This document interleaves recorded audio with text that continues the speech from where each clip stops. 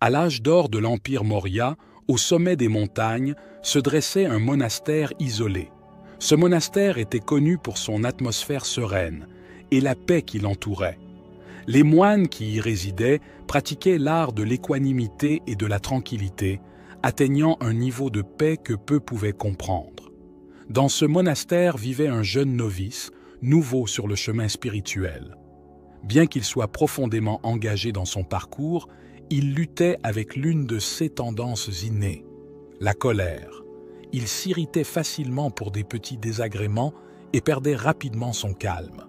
Les autres moines observaient ces difficultés avec empathie, car chacun avait ses propres défis à relever. La rencontre avec le plus vieux moine a tout changé. Le jeune homme s'est approché du moine, connu pour sa sagesse infinie et sa tranquillité.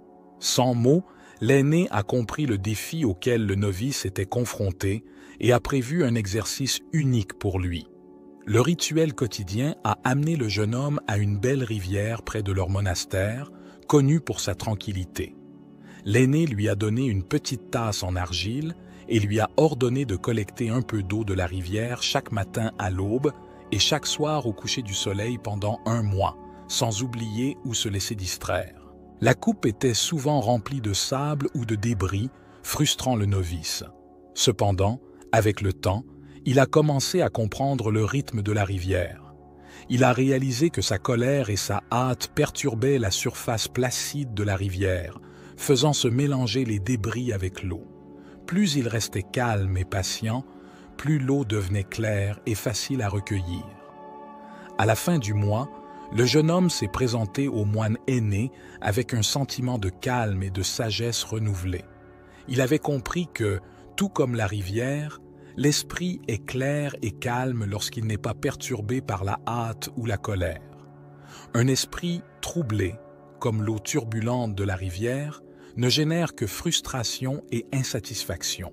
La leçon de la rivière est devenue un précieux enseignement au monastère, transmis de génération en génération. Ainsi, les moines ont continué à vivre en harmonie avec eux-mêmes et le monde, leur cœur reflétant la tranquillité de la rivière. Cette histoire nous enseigne que le chemin vers la paix et la tranquillité est un style de vie, avec la patience, la conscience, la constance et la compréhension comme outils. Le chemin devient moins une lutte et plus un voyage épanouissant. Tout comme la rivière qui coule autour des pierres et des rochers avec grâce et tranquillité, nous pouvons faire face aux défis de la vie tout en maintenant notre calme intérieur et en progressant toujours sur la route de la paix. Si vous avez aimé cette vidéo, abonnez-vous à la chaîne Perles de Sagesse et activez la cloche pour recevoir plus de contenu sur la spiritualité et le développement personnel. Merci d'avoir regardé la vidéo. Laissez votre commentaire et à la prochaine.